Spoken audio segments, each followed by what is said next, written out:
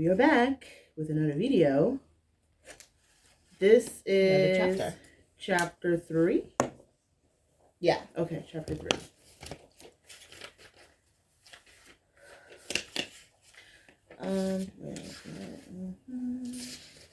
Okay. Chapter 3 is being a boy. I don't think you have to show it. I think you guys get it. Being a boy. Okay. So now I'm gonna get a deeper understanding of what it means to be a boy. Right? Do you want to introduce the chapter to us? No, you go ahead. Okay. So, this chapter is basically about adolescence, where it all starts, right? And Bell Hooks looks at the relationship between boyhood and motherhood, because they are the primary parent. So boyhood to adolescence to young adult and fully adult.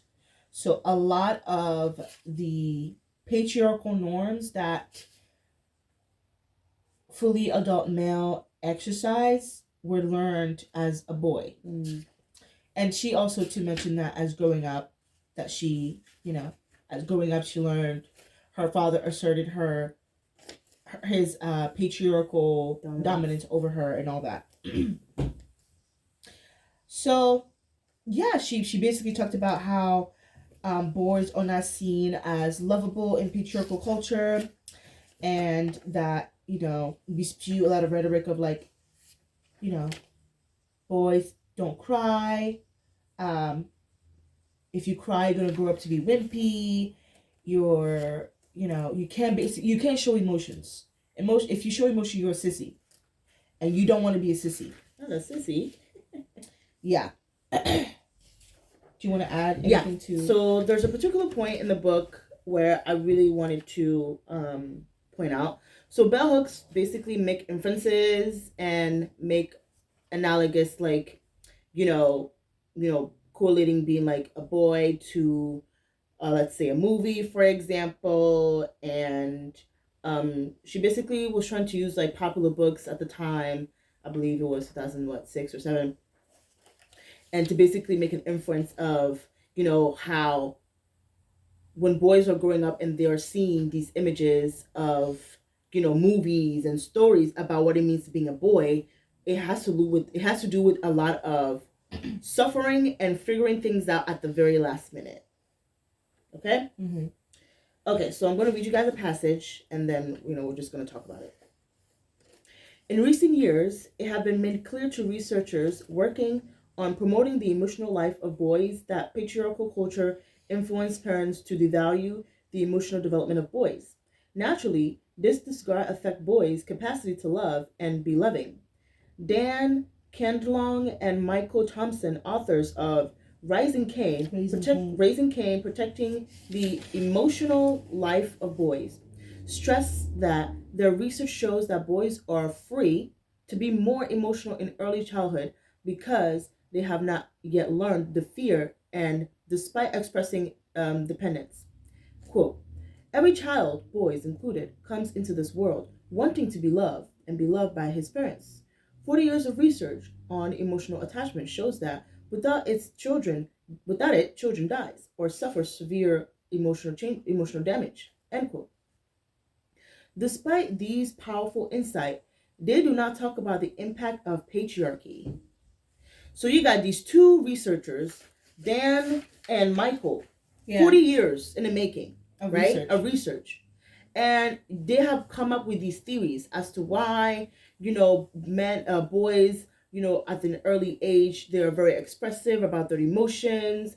But as they're growing up, they have now learned fear despite, them exerting, dependence, right? And Bell Hooks is saying, well, you're missing an integral component of these kids, these boys growing up in a patriarch. Yeah.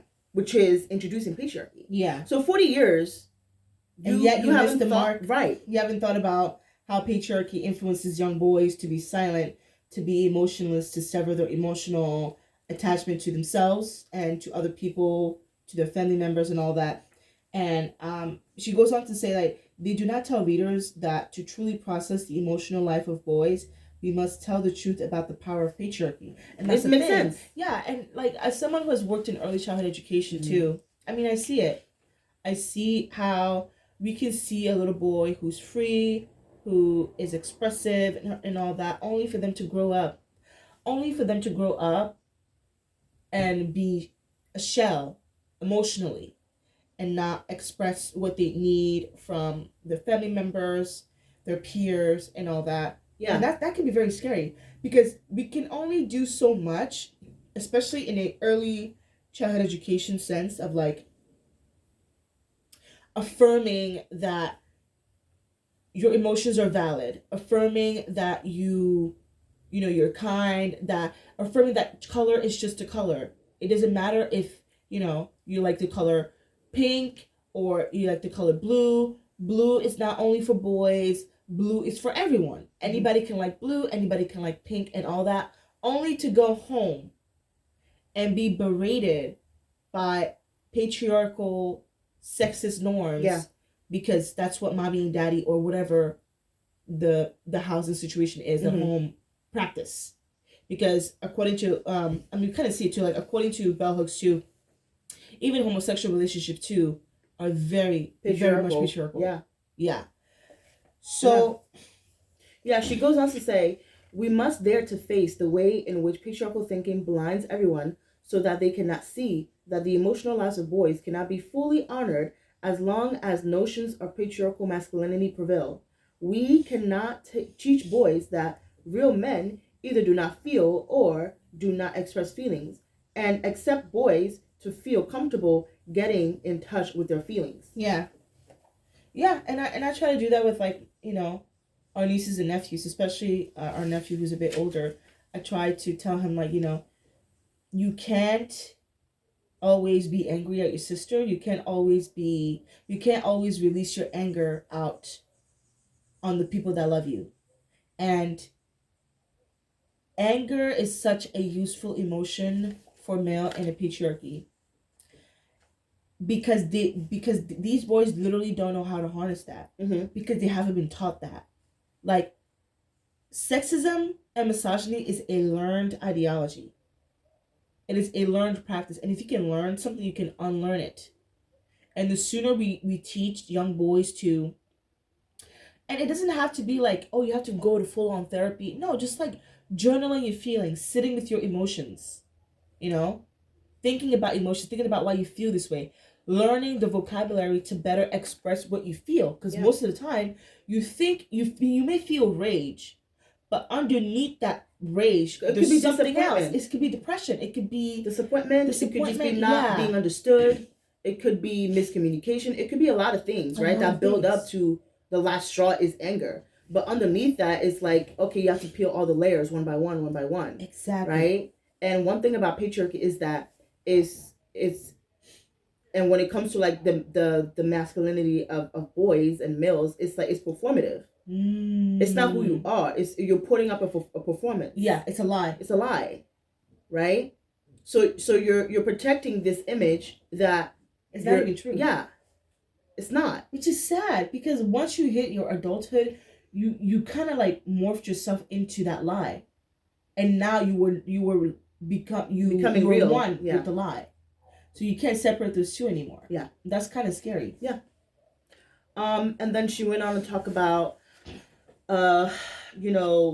she quoted like psychologists and a lot of popular male authors at the time, and female authors too, like feminists as well. But she also like quoted a lot of like these males, men that have written books at the time. Yeah. To basically quote that not only they do the research, right, come up with the thesis, and then have a conclusion, they 9 times out of 10 miss the mark. That is patriarchy. Yeah, and I underlined something that I want to say. So going back to the author, Kindlon and Thompson. So let's see. Okay, so Bell Hooks is saying that their use of the word tradition. So instead of the word patriarchy, they use the word tradition. believes the reality that the patriarchal culture, which has socialized almost everyone in our nation to dismiss the emotional lives of young boys, is entrenched social and political system. No, it is an accident of nature. So when people talk about like traditional masculinity or trad wives, they're actually talking about patriarchy in a different form. Whenever it's double speaking. Yes, whenever somebody says traditional, switch it to patriarchy in your head. That will literally paint the correct picture of what the sentence sentence is going to be about. Mm-hmm. Oh, I want to be a trad wife. I want to be, I want to cook and clean. Okay, so you want a patriarchal marriage. That's basically what it is. You want a patriarchal marriage. That's what that is. So we can go around the word and double speak. The true meaning is patriarchy. Yeah, it comes in different forms. Tradition is always patriarchy. Yeah. Yeah, but I also highlighted some things that I really wanted to point out. So here it says, frankly, it is difficult to understand why these men who know so much about the way patriarchal thinking damages boys are unable to call the problem by its true name, and by doing free themselves to envision a world where feeling of boys can really matter. Yeah. Perhaps they are silent because any critiques of patriarchy necessarily leads to a discussion of whether conversion of feminist thinking and practice is the answer. Yeah. So basically, if boys and men call out patriarchy, they have no way but to think that the only answer to not be patriarchal is feminism. And they don't like feminism. So they would rather be in patriarchal thinking than be a feminist thinker. Yeah.